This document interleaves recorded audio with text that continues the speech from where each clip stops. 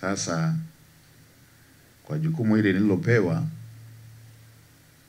niliona mapema nitembelee chombo hiki ili tuweze kuchukua uelekeo huo.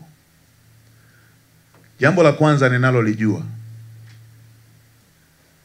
najua maeneo ambayo fedha ya umma huwa inaweza kupotea. Sio kila eneo linavuja. Tuna maeneo ambayo yana matobo mengi, naweza nikasema. Tunayo maeneo hayo, na inawezekana Watanzania wengine wasiyajue, na inawezekana pia hata watunga kanuni hizi wanaweza wasiyajue, ama watengeneza matamko haya wanaweza wasiyajue. Madhara yake, tunaweza tukawa tunatekeleza kikamilifu swala la matamko kwa viongozi wa umma. Tunaweza kuwa tunatekeleza kikamilifu swala la matamko kwa viongozi wa umma, lakini uhalisia wake, masuala ya ukosefu wa maadili yakaendelea na yenyewe kikamilifu. Masuala ya rushwa yakaendelea kikamilifu, huku tunatekeleza sheria kikamilifu.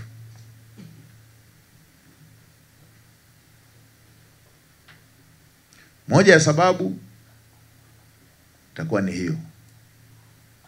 Tulipopeleka tamko ndipo panapovuja zaidi, ndipo penye matobo zaidi. Fedha ya umma 75% na kuendelea ni manunuzi.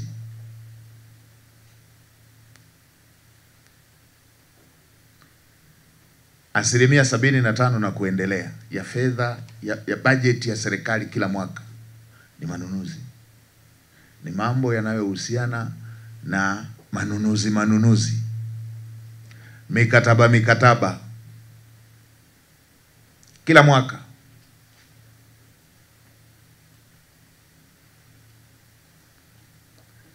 Na kuwatajia eneo mojawapo ambalo lina matobo mengi.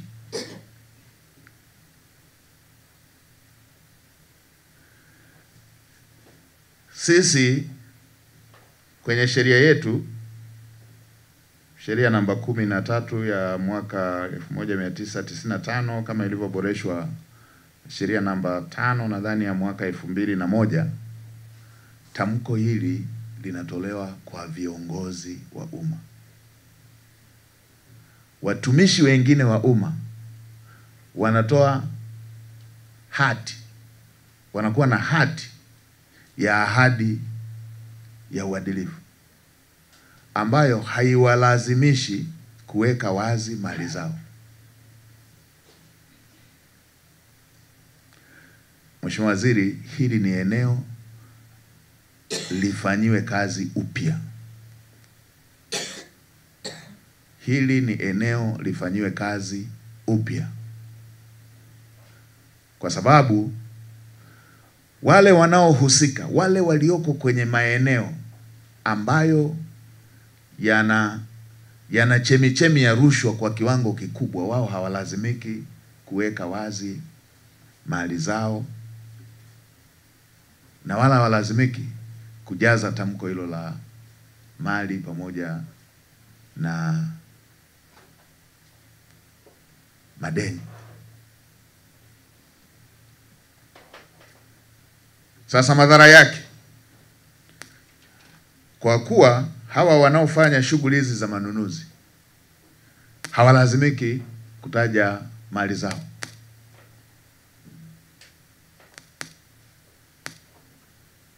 na wala hawajazi fomu hizi za maadili ya viongozi wa umma. Wanaojaza ni viongozi wa umma. Hii inatengeneza mwanya wa kwamba fomu zinajazwa kikamilifu, zinajazwa na watu ambao katika baadhi ya maeneo hawako kwenye maeneo yenye chemichemi yenye changamoto kubwa ya rushwa. Kwa mambo yanaendelea kila mwaka. Tunakuwa na routinary, tunakuwa tuna utamaduni ka kujaza fomu kila mwaka. Unaisha, tunajaza, unaisha, tunajaza, unaisha. Na kila mwaka ukiisha pia na masuala ya rushwa yanaendelea kila mwaka ukiisha. Hili lazima liangaliwe upya. Na Mheshimiwa Waziri, yabainishwe maeneo ambayo yana rekodi za rushwa, yanajulikana, maeneo ambayo yana viashiria, maeneo ambayo kila mtu anajua hapa kuna jambo huwa linafanyika mara kwa mara. Kwa sababu ya mapungufu ya kisheria wale watu wanakwepa. Yabainishwe, hayo ndio yapewe kipaumbele. Maadili na matamko haya yawe kwa kila mtumishi wa umma. Na kipaumbele kielekezwe kwenye maeneo ambayo yana vivutio hivyo vya rushwa.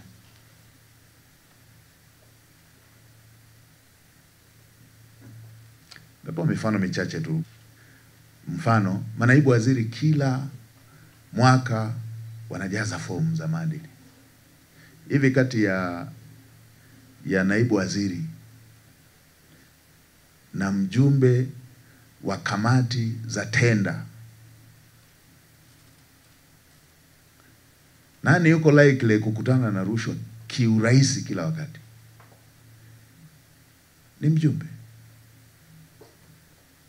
Wapo watu ambao ile kamati ya maadili ile kamati ya tenda ikishatangazwa tu wanaiwekea dau yote. Na dau lenyewe linakuwa linafuatana na mradi anaotafuta.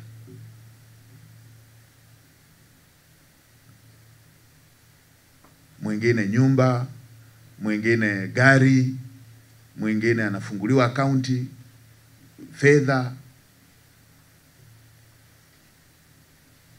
Na jambo hili linapangwa kuanzia bajeti inavyotengenezwa ya mradi. Inajumlisha na bajeti ya rushwa. Siku waziri ukipitisha bajeti pale, unaona watu kote wanashangilia, unadhani umesoma bajeti nzuri, kumbe dili lao limepita. Wewe unampelekea fomu naibu waziri, wenzako kule jambo lao lote limepita. Wakienda kwenye viapo, wao wanatakiwa tu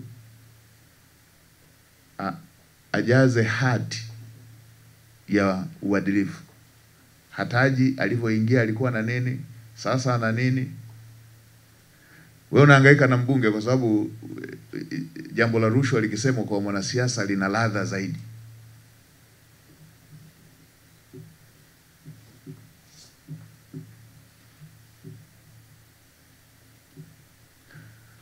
Moja ya eneo ambako fedha ya umma ina mianya ya kupotea ni kwenye manunuzi, ni kwenye mikataba.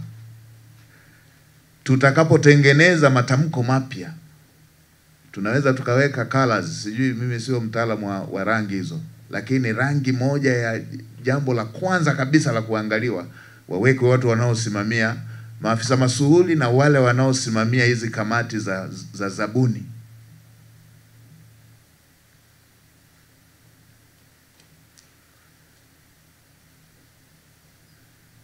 Ndio maana sasa inatokea fomu tunajaza vizuri sana. Kwa utaratibu Tanzania tunaongoza vizuri sana. Sasa kama tunaongoza hivi, uwe inatokeaje tena kuna kuwepo na mashimo haya?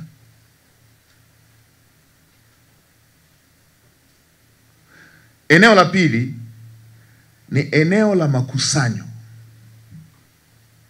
Eneo la makusanyo. Na makusanyo yenyewe, lile eneo la wale wanaokadiria, hasa yule anayekadiria, anayekaa na mwenzake hapa wanakadiriana. Wale wanaochunguza makadirio.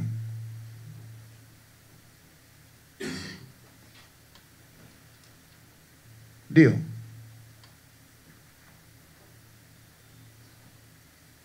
Ilikuwepo kesi moja hapa siku za nyuma, miaka kama mitatu mingapi imepita. Kuna mtu mmoja alikadiriwa ndani ya wiki 3 makadirio yamepanda mara 4 tofauti. Ilianza milioni 600, kwenye milioni hiyo 600 alitakiwa atoe 300. Akakataa. Akapelekewa bilioni 2.4. Alivyoona hiyo kubwa sana sasa hawezi, akarudi kuongea nao hao kwamba basi punguzwe kutoka 300 ikaenda bilioni 3.4. Alivyoona hiyo kubwa sasa bora atoe ile aliyokuwa anaambiwa atoe ya kugawana nusu kwa nusu, akarudi ndani ya mwezi ule ikarudishwa tena. Unakuta haka ni kaafisa fulani kamoja wapo kenyewe hakajazi fomu ya maadili inapelekwa kwa katibu mkuu wake au kwa waziri wake au kwa kamishina wake. Kenyewe hakalazimiki kutaja mali kaliko nazo. Kana ahadi tu ambayo na yenyewe ikishajazwa inawekwa kabatini.